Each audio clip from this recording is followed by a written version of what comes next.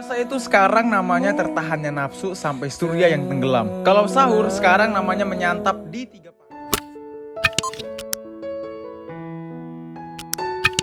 Dengerin baik-baik biar makin estetik. Puasa itu sekarang namanya tertahannya nafsu sampai surya yang tenggelam. Kalau sahur sekarang namanya menyantap di 3 pagi. Jangan pernah bilang imsak karena sekarang namanya waktu nikmat yang berbatas. Oke, masih aman dari semesta. Sekarang kalau berbuka itu namanya melepas sukma dalam dahaga. Bukber itu sekarang namanya bersua. Agak aneh emang. Dan kalau ngabuburit sekarang namanya pura-pura terlihat kuat di sela-sela lambung yang menjerit. Jadi kalau kamu lagi sahur sendirian terus ngajak bukber temanmu tapi sebelum itu mau ngabuburit dulu, tinggal tulis aja, aku sedang menyantap di 3 pagi dengan digrogoti sepi. Tapi ingin rasanya bersua dengan kawan dan ingin pura-pura terlihat kuat di sela-sela lambung yang menjerit. Super estetik.